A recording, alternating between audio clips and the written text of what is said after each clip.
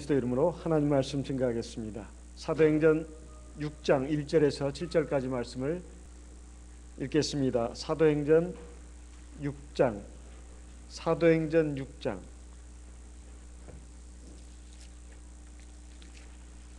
1절에서 7절까지 말씀을 읽겠습니다.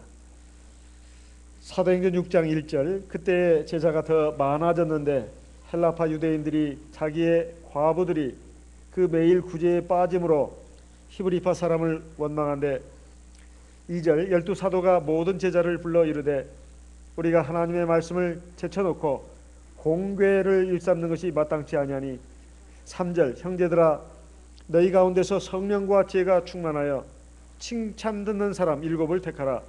우리가 이 일을 저희에게 맡기고 4절. 우리는 기도하는 것과 말씀 전하는 것을 전무하리라 하니 온 무리가 이 말을 기뻐하여 믿음과 성령이 충만한 사람 스데반과 또 빌립과 프로고로와 니가노르와 디몬과 파메나와 유대교회에 입교한 안디옥 사람 니골라를 택하여 6절.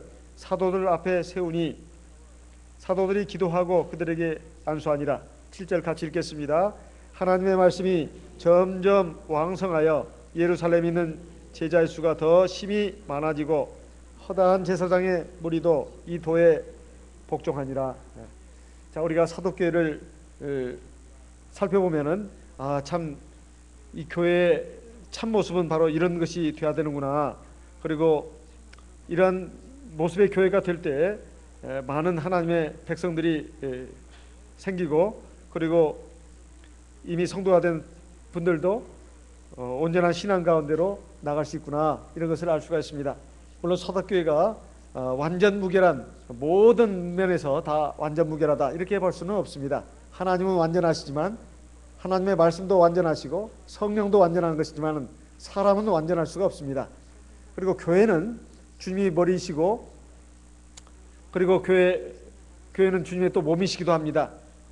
그래서 그 몸을 이루는, 그 지체를 이루는 성도들은 사실 다 불완전하고 부족한 사람들입니다. 교회 자체가 주님의 몸이고 교회 머리가 주님이시라 하더라도 교회의 구성원들은 부족할 수밖에 없고 여러 가지 문제가 있을 수밖에 없습니다. 하지만 하나님은 이렇게 부족하고 불완전한 저희들을 불러가지고 하나의 연합체로 만드시고 또 한 몸으로 만들어서 바로 내 몸이라고 말씀하고 있습니다. 그런데 이 사도교회가 성령이 충만한 가운데서 성령이 주도적으로 역사를 하셨고 그렇게 해서 많은 사람들이 이 도에 복종을 해서 결국 구원받는 백성들이 되었는데, 이런 와중에 여러 가지 문제가 생겼습니다. 지난 시간에는 우리가 잘 아는 바와 같이 아나니아와 삽비라 사건이 있었다는 거 우리가 알고 있습니다. 그러니까 성령이 강하게 역사하시는 가운데서도 불완전한 인간이다 보니까 사람들의 인정, 칭찬 여기에 목말라 있는 그런 불완전한 신앙을 가진 사람이 있을 수밖에 없고, 그런 가운데 하나님의 성령을 의식하기보다는 사람들의 인정과 칭찬을 생각하면서 정직하지 못하게 할 때 이런 것은 바로 하나님께서 대단히 싫어하시는 일이다. 그래가지고 사실상 큰 어떻게 보면 죄라고 할 수도 없는데 하나님이 일벌백계의 그런 정신으로 아나니아와 삽비라 부부를 죽게 만들었습니다. 이로 인해 가지고 적어도 하나님 앞에 나가려고 하는 사람들은 참된 마음과 신앙으로 나가야 된다. 그리고 우리 눈에 보이지 않는다 해서 하나님이 안 계신 것이 아니라 하나님이 엄연히 살아서 역사하신다는 사실을 깨우치게 했습니다. 그러니까 이 안 좋은 일도 하나님의 기적이사로서 기록되어 있습니다. 그런데 6장에 넘어가서는 이렇게 아무리 하나님이 성령으로서 강력하게 주권을 가지고 역사하신다 하더라도 사람들이 모인 곳에는 항상 갈등이 있고 문제가 있을 수밖에 없는데, 그 문제 중에 하나가 바로 사도행전 6장에 나옵니다. 하나님은 이런 부족하고 문제점 있는 것들을 잘 보시고 이것을 올바른 방향으로, 완전한 방향으로 이끌어 가시는 그 아주 섬세한 지혜를 갖고 계십니다. 그게 뭐였냐면, 제자가 많아졌는데 유대인들 신자들만 있었던 것이 아니라 유대인들 신자 또 두 부류가 있었습니다. 하나는 유대인 나라 본토에서 나고 자라가지고 유대교 신앙으로서 살아오다가 이제 그리스도교, 즉 예수 그리스도를 통해서 주신 하나님의 구원의 참 도리를 받아들여 가지고 그리스도인이 된 사람들을, 이것을 그냥 히브리파 유대인이라고 합니다. 성경에서는 히브리파 유대인이라고 해요. 유대인은 유대인인데 그 유대 나라 그 본토에서 나고 자라고 유대교 신앙을 갖고 있다가 기독교로 개종한 사람들을 히브리파 유대인이라고 하고, 그리고 객지, 그러니까 타국에 가 있는 유대인들이 있습니다. 그러니까 이건 이민자들이죠. 해외 교포들입니다. 이들이 오순절 명절을 맞이해 가지고 유대 나라에 왔다가 오순절 성령 강림을 통해서 이제 예수가 바로 참 구주인 것을 알고 이 참된 신앙의 도리를 받아들인 사람들, 이 사람들을 갖다가 헬라파 유대인이라고 합니다. 헬라파 유대인이라고 하는 것은 그리스의 영향을 받은 그러한 유대인들을 말합니다. 그 당시에 유대 나라를 포함해 가지고 유럽, 그리고 저 소아시아, 그리고 중동 지방, 아프리카 북부 이쪽은 그리스 로마 문화로는 그리스 문화가 지배를 했고, 법과 제도, 이 정치 면에 있어서는 로마가 지배를 했습니다. 그래서 신약 성경이 헬라어, 즉 그리스어로 쓰여진 것은 바로 그런 배경에서 쓰여진 겁니다. 마치 우리가 한자를 한동안 쓰다가 이제 한글 전용 시대로 접어들면서 우리가 한자를 이제 특별하게 쓰지는 않지 않습니까? 근데 우리말에 한 80% 정도는 다 한자어로 되어 있잖아요. 의의 면류관 할 때 앞에 의는 한자어입니다. 한자, 올바를 의라는 거죠. 그 다음에 두 번째 의는 접속사죠. 접속사. 의 면류관을 이어주는 접속사입니다. 의의 면류관 할 때. 근데 똑같이 한글로는 의가 뭔 의인지를 알 수가 없는데, 앞에 의는 올바르다는 뜻입니다. 올바른 면류관, 이 의의 면류관을 우리에게 주신다는 것인데, 우리말의 그 상당수가 한자에서 왔듯이 당시에 이 언어 생활면이나 모든 면에 있어서 이 그리스 문화가 지배를 했는데, 여기에 영향을 받고 사는 그 해외 교포 유대인들이 기독교 신앙을 받아가지고 그리스도인이 된 이 사람들 갖다가 헬라파 유대인이라고 합니다. 이들이 같이 이렇게 섞여 있었습니다. 그런데 이 사도교회는 원시 공산 사회라고 할 정도로 정말 성령이 충만해가지고, 믿음이 충만해서, 사랑이 충만해서 자기 있는 모든 것을 다 사도들의 발 앞에 바치면 사도들이 그것을 각자의 필요에 따라서 이렇게 나눠주는, 그래서 다 아무도 부족함 없이 사는 그런 행복한 낙원과 같은 그런 상황이었습니다. 그런데 제자가 점점 많아지니까 이제 아무래도 사람이 많아지다 보면 세밀하게 챙기는 부분이 소홀해질 수밖에 없습니다. 헬라파 유대인들이 자기의 그 과부들이 매일매일 구제에서 누락되는 것을 발견했습니다. 여기 구제라고 하는 것은 이제 식량 배급을 말합니다. 식량 배급이 이렇게 쭉쭉쭉 이루어지는데 그것이 잘 되지 않고 있었다 이 말이에요. 과부들은 그냥 무상으로 이렇게 다 식량 배급을 받고 있었던 모양입니다. 그런데 헬라파 유대인들이 자기들 그 헬라파 유대인들 과부들이 그 식량 배급을 받는 데 있어서 누락되는 것을 보고 이제 원망이 일어났습니다. 어찌 이런가? 어찌 교회에서 이런가? 어찌 하나님의 교회에서 이런 일이 있을 수가 있는가? 그러면서 막 원망이 일어났습니다. 그래서 이 원망 소리를 들은 12사도가 모든 제자를 불러가지고 하는 말이, 우리가 하나님의 말씀을 제쳐놓고 공궤를 일삼는 것이 마땅치 않다. 여기 공궤라고 하는 것은 요즘 나오는 개정판 성경을 보니까 접대라고 나옵니다. 접대. 근데 접대라고 하는 것이 정확한 표현은 아닙니다. 이것은 그 식량 배급을 말합니다. 식량 배급. 개정판의 그 번역 성경을 보게 되면 접대를 일삼는 것이 마땅치 않다 이렇게 되어 있는데, 사실 원래 그 뜻을 보게 되면 식량 배급을 말합니다. 우리가 하나님의 말씀을 전하고 가르쳐야 되는데 이 식량 배급까지도 다 우리가 책임지고 맡아가지고 하려고 보니까 이거 정말로 여러 가지 그 문제가 많이 있다. 힘이 약해진다는 것이죠. 하나님의 말씀을 전하고 가르쳐야 되는데 이런 것까지 우리가 다 감당해 하려고 보니까 소홀해질 수밖에 없다는 거예요. 그래서 사도들이 이제 기도를 많이 했겠죠. 기도를 하니까 하나님께서 지혜를 주셔가지고 마치 모세에게 그의 장인되는 이드로가 그대가 이 모든 일을 다 전담하는 것이 적합하지 않다. 내 말대로 하게나 사이. 그러면서 이제 100부장, 1000부장, 50부장 뭐 이런 식으로 밑에 많은 사람들을 둬가지고 그 일어나는 여러 가지 송사 다툼을 갖다가 거기에서 처결하도록 하게나.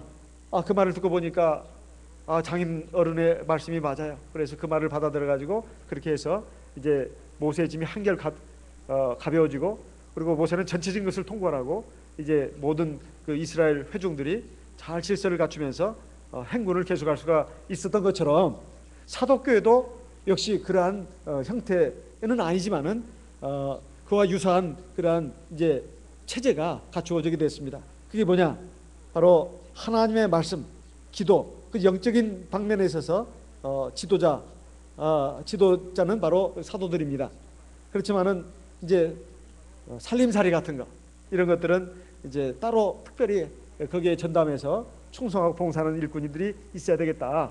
그래가지고 이제 그 제안을 갖다가 이제 성도들에게 말을 했습니다. 성령과 지혜가 충만해가지고 너희 가운데서 성령과 지혜가 충만해서 칭찬 듣는 사람을 7명을 택해라. 우리가 이 일을 저에게 맡길 것이다.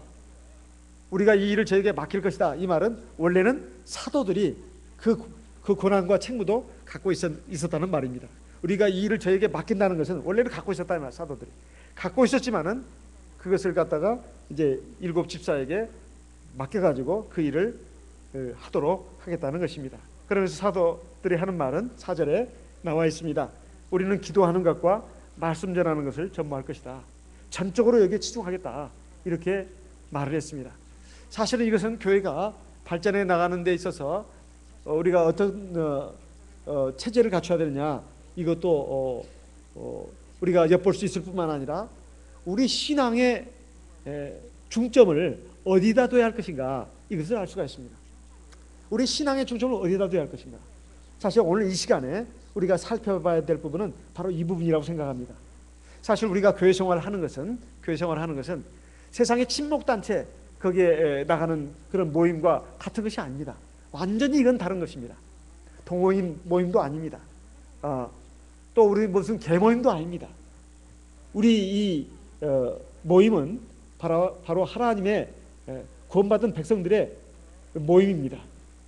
그리고 영원한 하나님 나라, 그 나라에 들어가기까지 우리의 신앙을 지키고 신앙을 바로 세우고 신앙을 성장시킬 뿐만 아니라 우리 속 사람도 하나님 나라에 들어가기 합당한 백성으로 다듬어지고 완성되고 성숙되도록 우리를 지켜주고 보살피고 또 교육시키고 훈련시키는 장소가 바로 교회입니다. 사실 교회 생활은 바로 그것을 위해서 우리에게 있는 것입니다. 그리고 하나님께서 교회를 세우신 그 목적이 바로 거기에 있습니다. 그래서 우리가 믿음 생활을 하면서 여러 가지 예배드리고 또는 예배드리고 또 하나님 앞에서 무슨 특별 집회에 참석하고 또는 교육 훈련을 받고 이런 그뿐만 아니라 여러 가지 그 보조적인 일들이 많이 있습니다.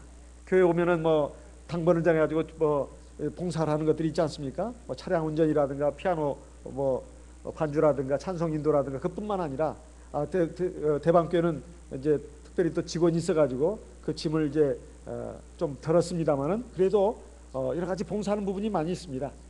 예를 들면 식사 준비, 애찬 당번 같은 거라든가 또 교회 환경 미화를 위해서 여러 가지 또 봉사하시는 분들도 있고 여러 가지 사무들이 또 많이 있습니다. 재정 분야라든가 또 총무 분야라든가 그 밖에 외국의 손님들이 오실 때 그런 분들에 대해서 어떻게 접대할 것인가 이런 부분들까지 포함해서 여러 가지 그 부분들의 일들이 있습니다. 또 교회가 이제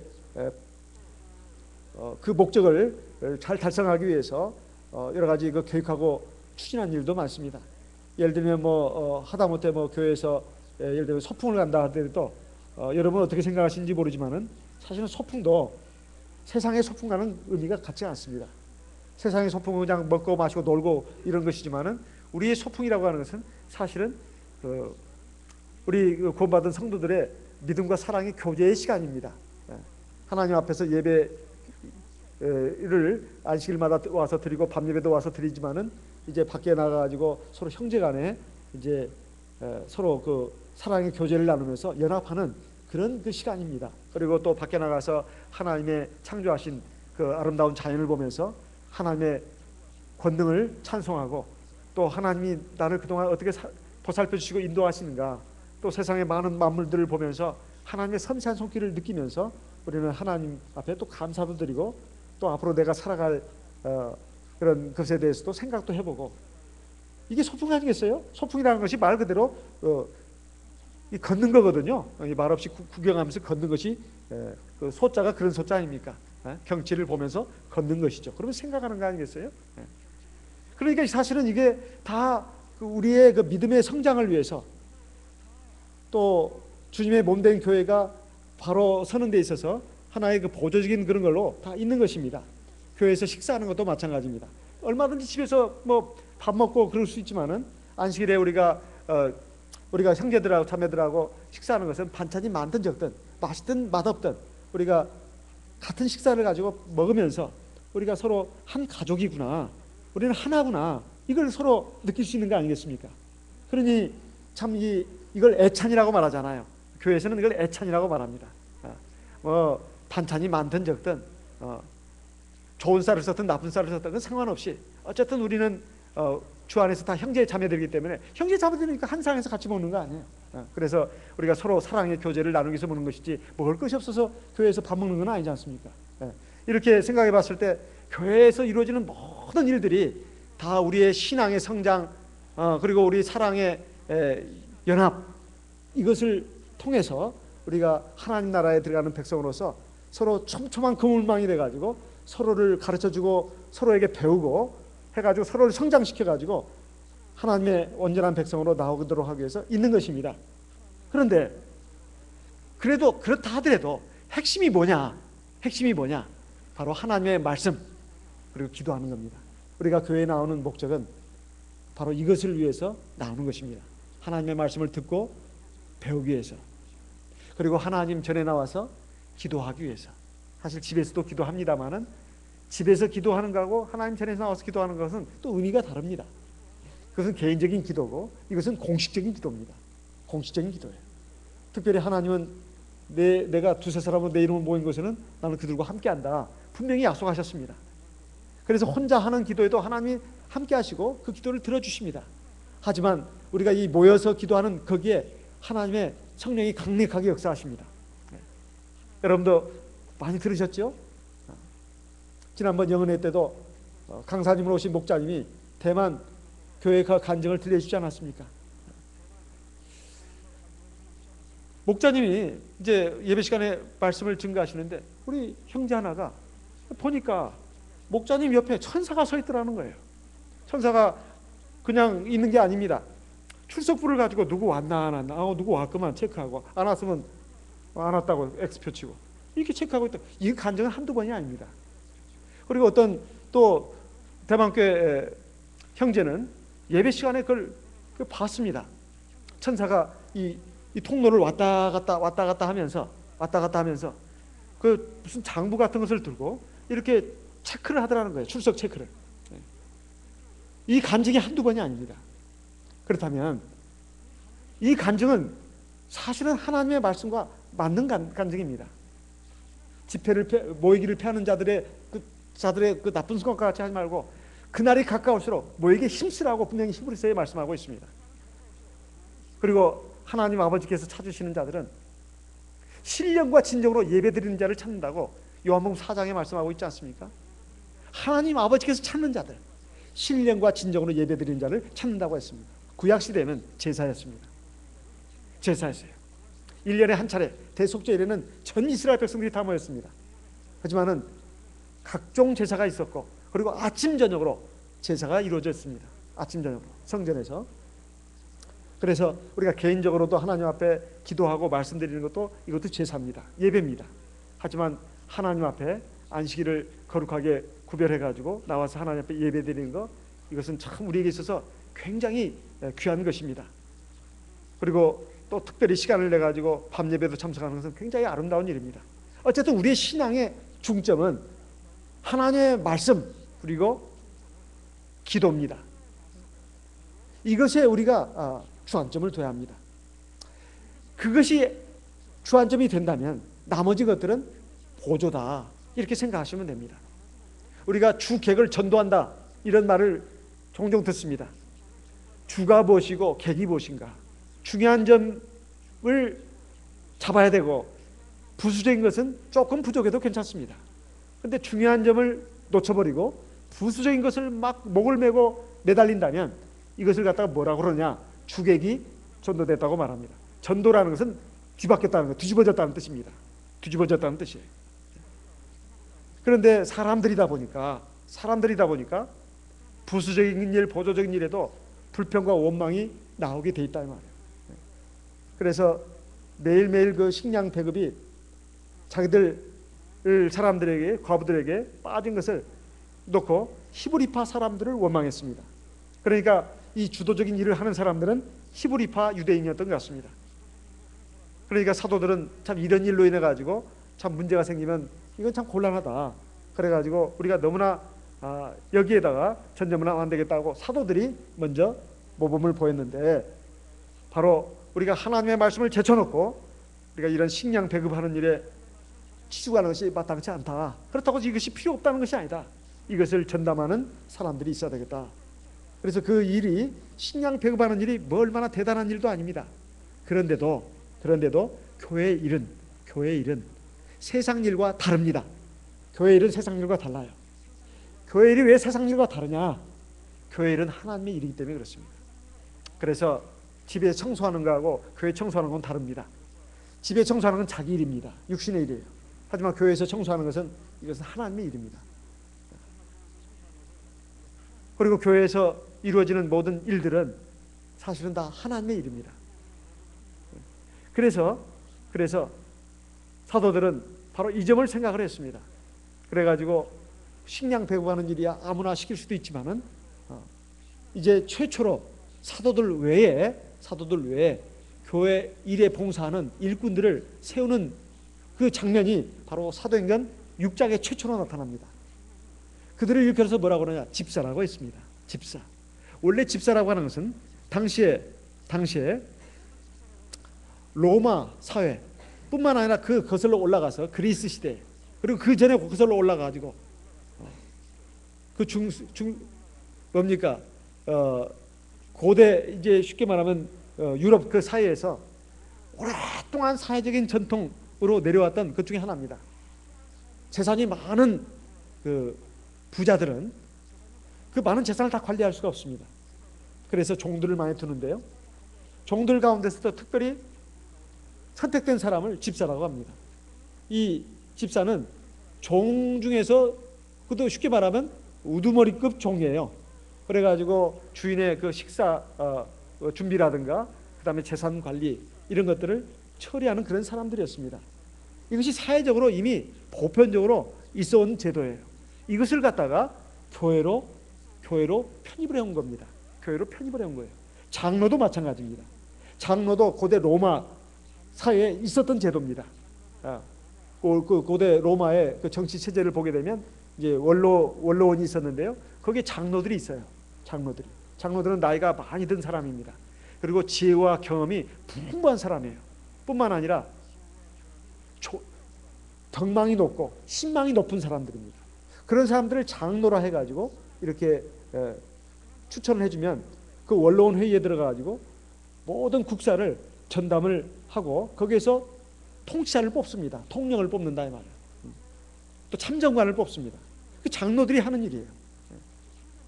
장로들은 그동안의 삶의 모든 지혜와 경험, 그리고 사람들도 인정과 칭찬, 또 존경을 받는 사람들 가운데 뽑힌 사람들이에요. 나이 들었다고 해서 뽑아주는 거 아닙니다.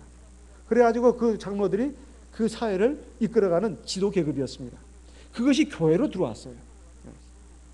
그러니까 집사, 장로 이것도 원래 사회에 있던 제도입니다. 그런데 여기서 보면은 사도들은 바로 이 비록 사회의 제도지만은 이것을 기도하는 가운데 우리 교회도 이것이 있어야 되겠다 해가지고 이 제도를 둔 것입니다. 오늘날은 어떻습니까? 남신도회, 여신도회, 혹은 임원회 또는 직무회 이런 것이 있는가? 성경에. 사도교회는 없다. 그러니까 해서는 안 된다. 그렇게 말할 수는 없습니다. 하나님께서 교회를 이끌어 가시고 또 치리하시는 머리진 것은 틀림없습니다. 하지만 사람을 통해서 역사하십니다. 그래서 하나님께서 세우신 종들을 통해서 하나님께 기도하고 하나님 말씀을 상고하는 가운데 기도해가지고 의논해서 이런 제도가 필요하다. 남신도에도 있어야 되겠다. 여신도에도 있어야 되겠다. 청년에도 있어야 되겠다.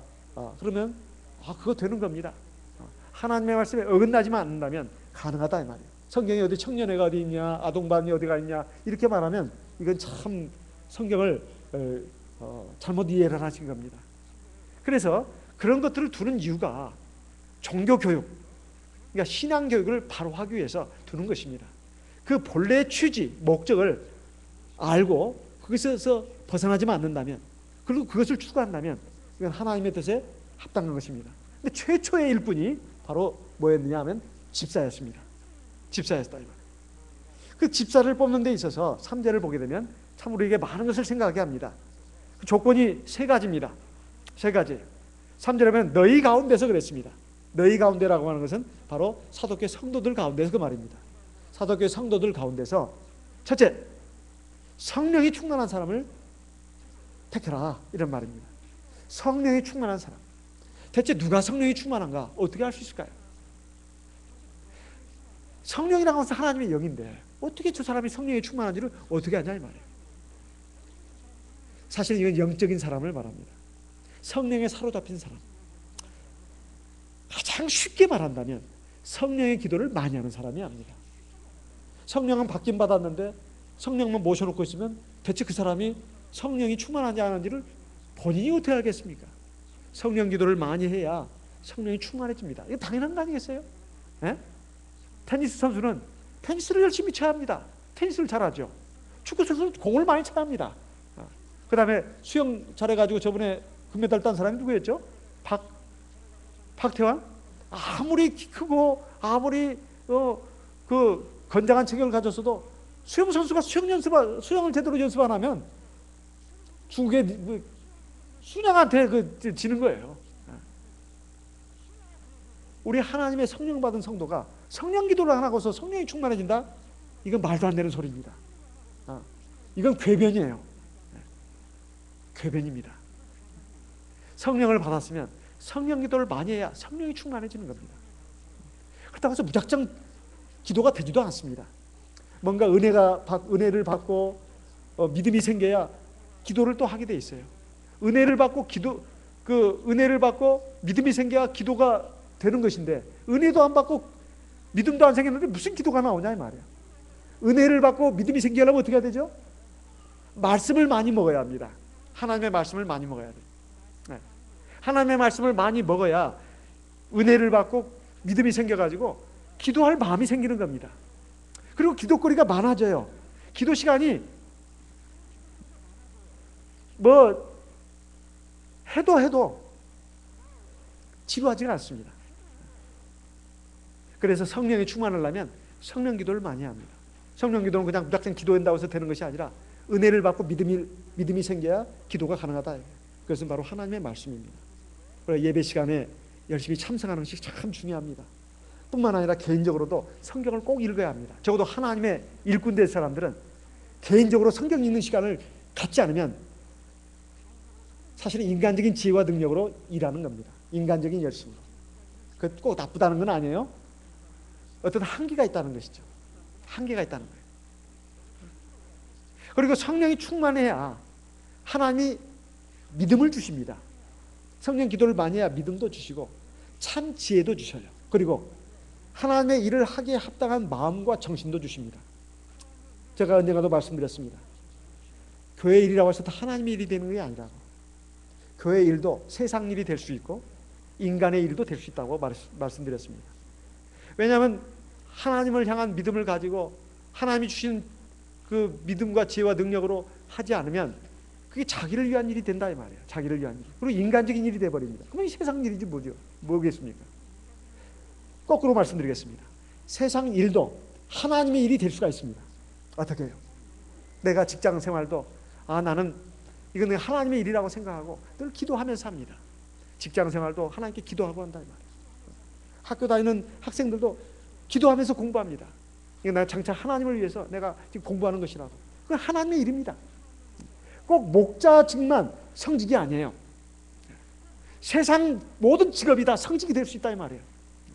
우리는 다 하나님께 부름받은 사람입니다. 그리고 하나님 앞에서 세상으로 보냄받은 사람들이다 이 말이에요.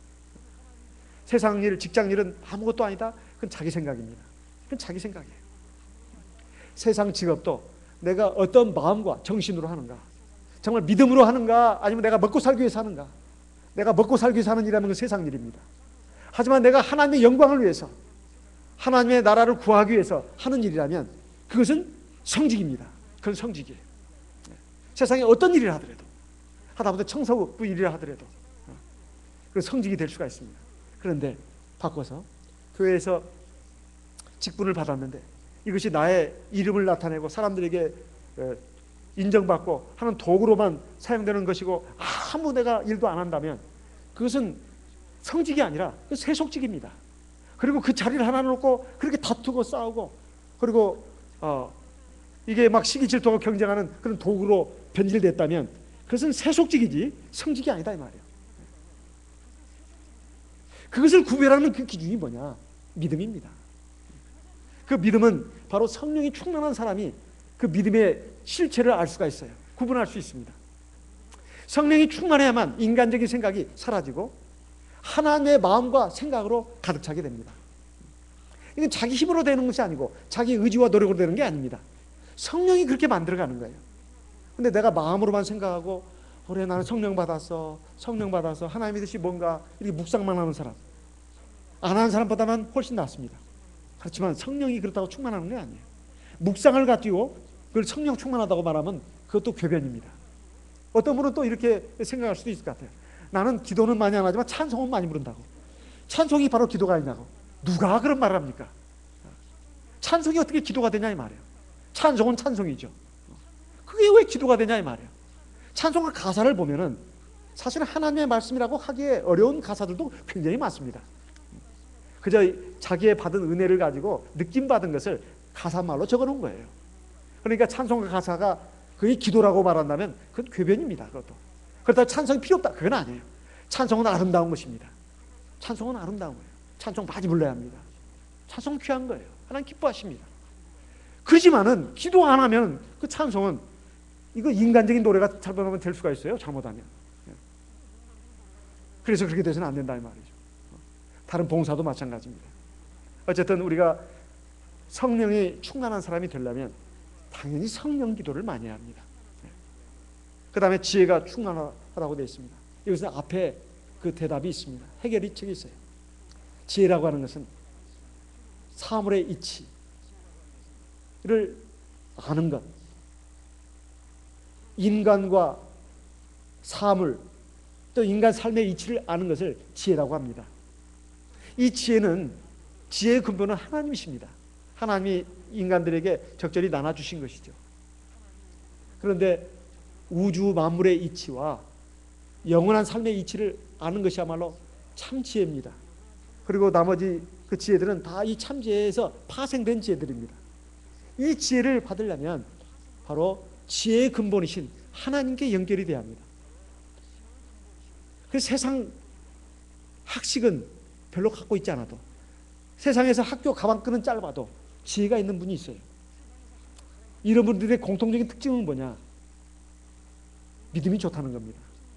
믿음이 좋고 성령 기도를 많이 한다는 거예요. 그리고 하나님의 말씀을 굉장히 기도하며 듣는다는 겁니다. 그러면 거기서 진국이 나옵니다. 진국이 나와요. 그리고 그것이 피가 되고 뼈가 되고 살이 됩니다. 하나님이 함께하지 않는 사람은 보물 보화가 지나가더라도 그걸 캐치를 못해요. 근데 하나님이 함께 하시는 사람은 평범한 가운데서도 진리를 찾습니다. 보물을 찾는다 이 말이에요. 많은 그 잡동사니가 섞여 있는 가운데서도 보석을 발견합니다. 이 하나님이 그 사람의 눈을 띄워주기 때문에 이 가능한 일이에요. 그래서 여기서 지혜를 말하는데요, 이 지혜는 세상 지혜를 말하는 게 아닙니다. 세상 지혜를 말하는 게 아니에요. 하나님이 주신 지혜를 말하는 겁니다. 성령과 지혜가 충만한 사람, 이런 사람을 7명을 택해라. 그런데 성령과 지혜가 충만하다고 하면 상당히 주관적인 것이 될 수가 있습니다. 그래서 객관적인 평가 기준을 또 하나 뒀는데, 칭찬 듣는 자라고 말하고 있습니다. 칭찬 듣는 자, 그러니까 말과 행동이 일치하는 사람, 그리고 정말 이 사람은 정말로 정말 크리스찬 중에 크리스찬이다, 이렇게 인정받는 사람, 칭찬받는 사람은 지금 사도교회 성도들 가운데서 뽑히고 뽑힌 사람들을 말합니다. 참 말과 행동이 참 좋은 사람이다. 어떤 그 기업체에서 사원을 뽑을 때 제가 말씀드렸습니다. 면접 시험을 보는데 다 밖에서 기다리고 있고 한 사람씩 들어와서 면접관들 앞에서 시험을 치릅니다. 그런데 일부러 그 수험생들이 들어와가지고 의자에 앉아야 되는데 그 옆에다가 휴지를 이렇게 떨어뜨려 놨습니다. 그런데 그것을 보고도 그냥 앉아가지고 자기 답변할 것만 생각하고 열심히 답변하는 사람은 무조건 탈락이고, 그 문 앞에 문 열고 들어와가지고 막 그 휴지가 막 떨어진 걸 보고 그걸 주워서 옆에 휴지통에 넣는 사람 무조건 합격시켰다는 거예요. 사람이 그 사람들이 보는 것은 얼마나 말을 잘하냐 못하냐 이것을 보는 것이 아니라 그 사람이 정말 시키지도 않았는데 이 좋은 일을 하는가 안 하는가, 이것을 보는 것입니다. 우리의 말과 행동은 다 하나님 앞에 지금 다 노출되어 있습니다. 감시 카메라, 다른 게 아닙니다. 몰래 카메라가 없다는 것이 아니라 다 찍고 있다는 것이죠. 하나님은 우리의 일거수일투족을 다 세밀하게 불꽃 같은 안목으로 감찰하고 계십니다. 우리가 정말로 하나님 앞에서 믿음으로 산다고 했을 때 우리가 말 한마디 한마디, 행동 하나하나가 정말 믿음으로 나와야 합니다. 그런데 그렇게 못하는 이유가 뭐냐면 우리가 정말로 예배도 건성으로 드리고 예배가 그냥 형식적인 의식으로 끝나버리기 때문에 그러는 것이 아닐까, 이렇게 생각이 됩니다.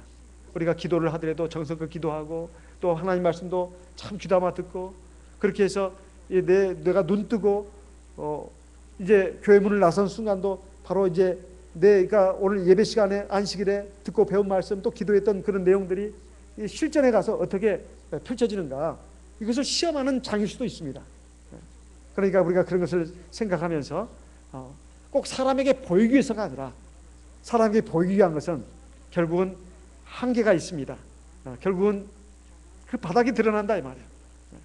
정말로 내가 하나님만 바라보고 열심히 일했을 때 사람들은 은연중이라도 다 알게 돼 있고 다 판단하게 돼 있습니다. 이 사람이 진실한가, 그리고 참마음으로 하는가, 이걸 알 수 있다 이 말이에요. 그래서 하나님께서 그에게 복을 주십니다. 이런 사람들을 7을 택해라. 우리가 이 일을 저에게 맡길 것이다.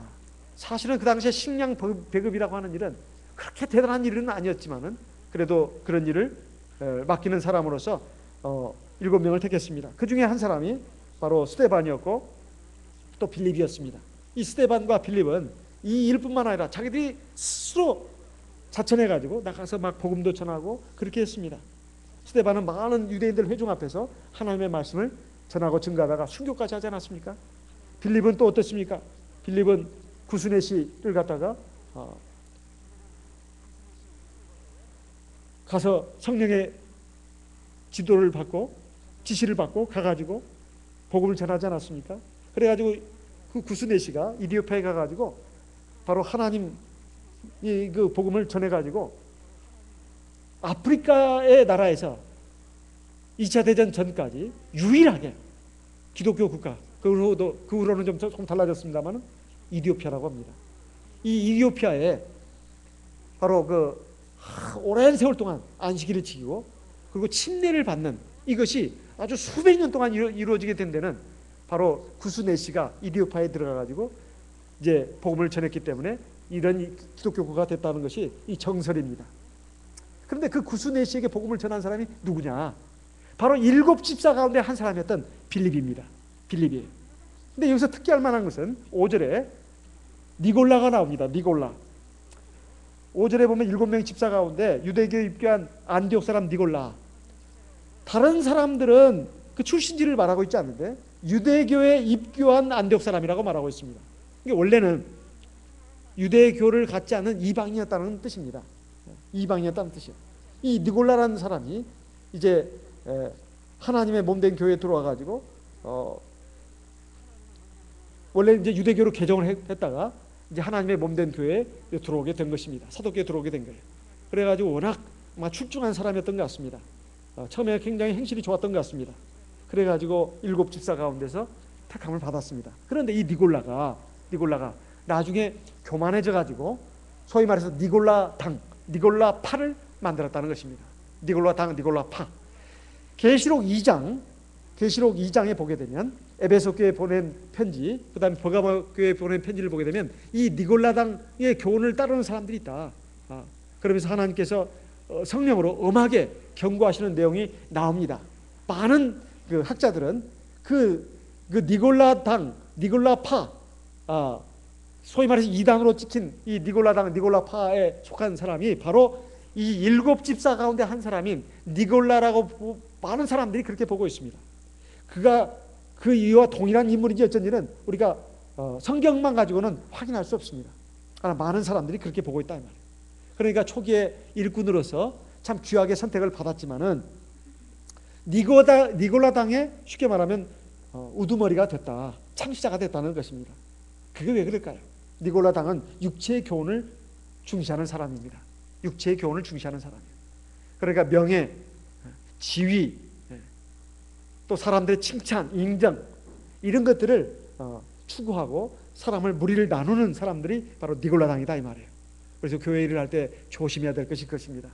내가 사람들에게 인정, 칭찬을 받고 내 사람들을 많이 만들겠다, 이런 생각을 물론 우리 교회에서는 가지는 사람이 없을 줄 압니다. 우리는 과거의 역사를 통해서 우리가 그런 면에서 조심해야 되겠다. 내가 하나님 앞에 인정받고 그리고 사람들이 나를 칭찬해 주면 나는 과분하다. 나는 사실 그런 사람이 못 되는데 내가 하나님의 영광을 내가 빼앗는 것이 아닌가, 가리는 것이 아닌가, 하나님 앞에 두려운 마음을 가지는 이런 마음을 가져야 하나님이 기뻐하십니다. 그리고 하나님 그에게 더 많은 걸 주십니다. 지혜도 주시고 능력도 주시고 더 크게 쓰신다 이 말이에요. 사람이 낮아지는 만큼 높아집니다. 높아지려고 하는 만큼 낮아진다 이 말이에요. 이것은 누구를 막론하고 우리가 귀담아 드려야 합니다. 저부터 시작해가지고 모든 우리 하나님의 백성들이 누구를 위해서가 아니라 자기 자신을 위해서 그렇게 해야 됩니다. 그렇게 했을 때 하나님께서 기뻐하시고 그에게 하나님의 은총이 임할 뿐만 아니라 하나님의 몸된 교회는 튼튼한 기초를 이루면서 왕성하게 일어나게 되어 있습니다. 그래서 우리가 하나님 앞에서 하나님의 선한 일을 사모하고자 한다면, 그리고 또 내가 하나님의 일꾼이 안 된다 하더라도 성령과 지혜가 충만하고 칭찬 듣는 사람이 되어야 되겠다. 이것을 우리의 신앙의 목표로 세워야 되겠습니다. 이것이 정말 대단히 중요한 부분입니다. 그래서 사실 안식일에 우리가 많은 성도님들이 교회에 나와서 예배도 드립니다. 이것은 가장 기본적인 일입니다. 가장 기본적인 일이에요. 거기에다가 플러스 자기 개인적인 신앙생활이 충실해야 합니다. 매일매일 성경 읽는 거라든가 단 한 장이라도 좋고, 한 장이 못 되면 바쁘면 한 줄이라도 좋습니다. 그리고 기도를 충분히 하는 게 좋지만은 충분히 할 시간이 없다면 적어도 아침 저녁으로 규칙적으로 시간을 내가지고 꼭 성령 기도를 해야 합니다. 이것은 기본 중의 기본입니다. 이것은 꼭 교회 일꾼이 안 되더라도 우리 성도로서 마땅히 다 해야 될 일입니다. 자, 디모데전서 3장을 보겠습니다. 디모데전서 3장. 디모데전서 3장.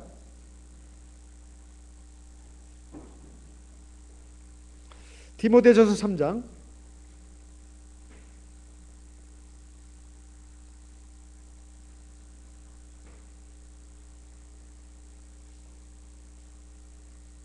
12절 13절 같이 읽겠습니다. 디모데전서 3장 12절 13절 같이 읽겠습니다. 집사들은 한 아내의 남편이 되어 자녀와 자기 집을 잘 다스리는 자일지니, 13절 집사의 직분을 잘한 자들은 아름다운 지위와 그리스도 예수 안에 있는 믿음에 큰 담력을 얻느니라. 자, 집사님들은 꼭 아셔야 되죠. 절대로 아내가 하나만 해야 되지 둘이면 안 됩니다. 어디 꼬불쳐 두고 어디 하나 두고 이렇게 가끔씩 만나러 간다거나 그러면 안 되겠다 이 말이죠. 절대 그러면 안 된다. 그러면 이건 남자 집사님들에게 한 말인데 여자 집사님들도 마찬가지죠. 어디 밖에다가 또 기둥서방 하나 만들어 놓고 이렇게 하면은 절대로 안 된다는 말입니다. 그뿐만이 아니라 자기 자녀들 잘 다스려야 된다 이 말. 신앙으로 잘 다스려야 됩니다. 그렇죠? 지금 집사님들 꿈꾸는 우리 자매님들, 우리 형제님들은 꼭 그걸 명심해야 되겠습니다. 13절에 보면 집사의 직분을 잘한 자들은 그랬습니다. 잘한 자들은 아름다운 지위와 그리스도 예수 안에 있는 믿음의 큰 담력을 얻느니라. 가르치는 것이 배우는 것이고 또 하나님 일을 하면서 믿음이 생깁니다. 그러니까 교회에 이런 집사님들뿐만 아니라 여러 분야에서 수고하고 봉사하시는 분들이 많습니다. 이런 일을 많이 하게 되면 믿음으로 잘하게 되면 하나님께서 여러 가지 많은 면에 있어서 복을 주십니다. 지혜도 주시고 능력도 주시고 또 믿음의 면에 있어서 큰 담력도 주셔가지고 웬만한 어려움, 그 고통, 시험은 잘 물리치고 이겨낼 수가 있습니다. 또 하나 디도서 1장을 보겠습니다. 디도서 1장, 디모데 후서 다음에 디도서 1장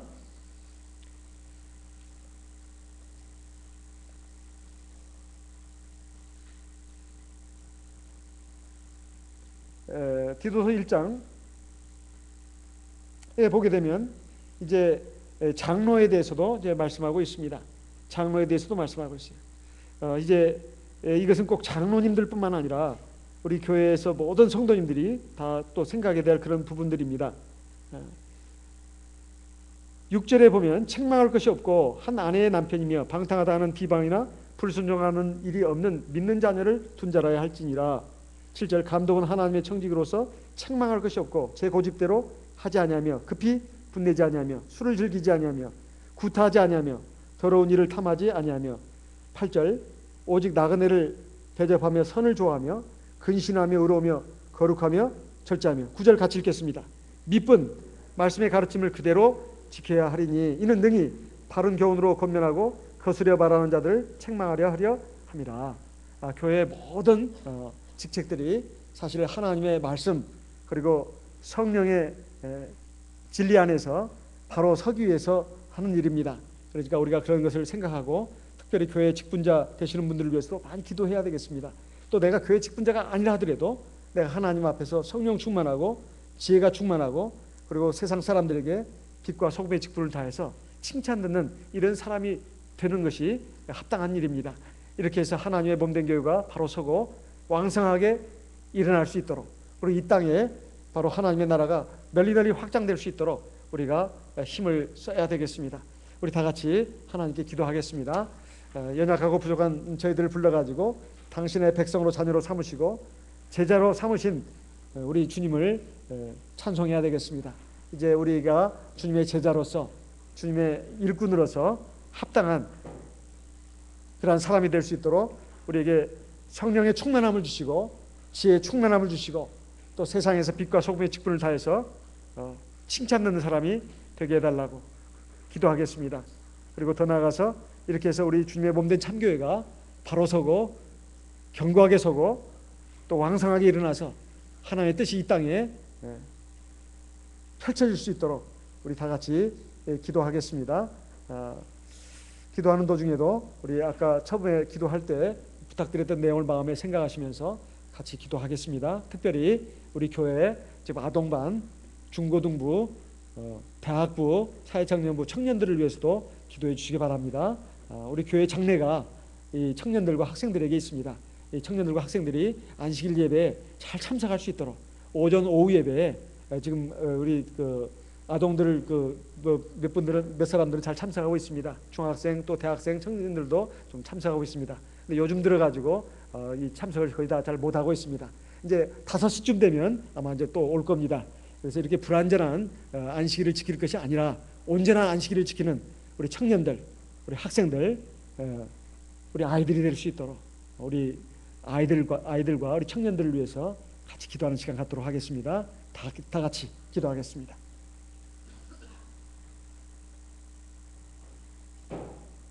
할렐루야. 주 예수 그리스도 받들어 기도드리옵나이다.